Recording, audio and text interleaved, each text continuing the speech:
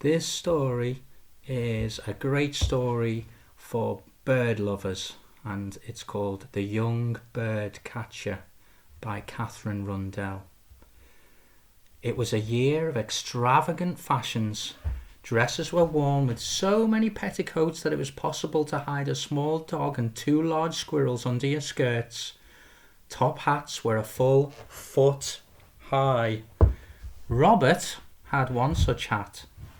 He'd always felt ridiculous in it, but his uncle, who owned the bird shop, insisted.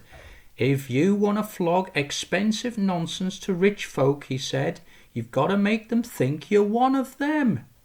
Robert was just 19, but that was old enough to know three things. 1. Every day he went out in that ridiculous hat, tending to the luxury birds bought by the likes of Squire Blenkinsop and Lord Chatterjee. And every day he thought, we're selling living things for dead money. 2. No matter how often he went, Elizabeth Chatterjee was never going to look at him, let alone notice how his heart took flight when he saw her. 3. One day he was going to leave town to study the migration of the swift and never see a cage again.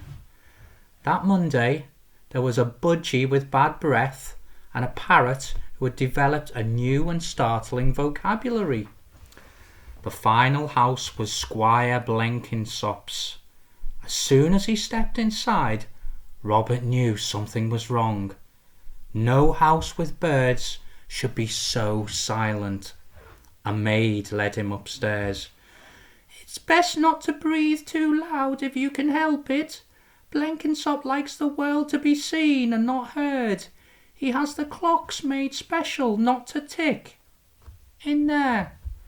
The room was vast and lined with bird cages, glorious red and green kingfishers, creamy brown larks, a vivid bright bluebird. They were all completely still. "They don't get fed if they sing or flutter about too much," said the maid. There was a noise downstairs. "That'll be the master." She curtsied out. Robert acted fast. He threw open the cages and the window. "Fly!" he said, but they wouldn't move. Hands shaking, Robert laid the birds in his top hat. 12, 2, they lay still as corpses.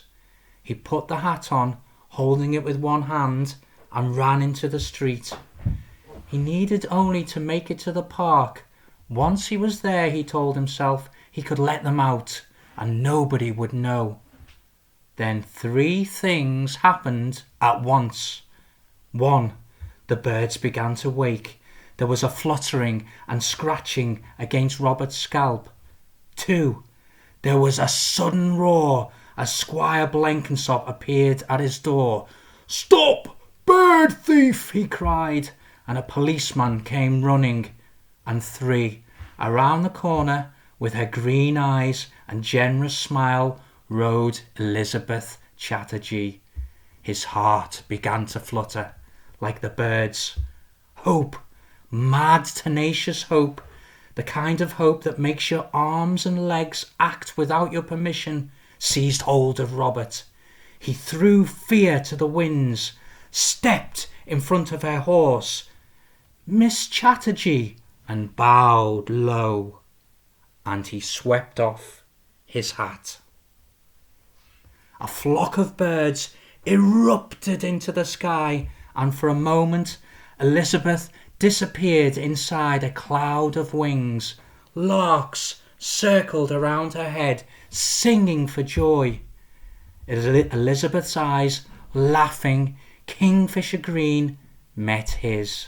She lifted her skirt. A squirrel's head peeked out. She held out a hand.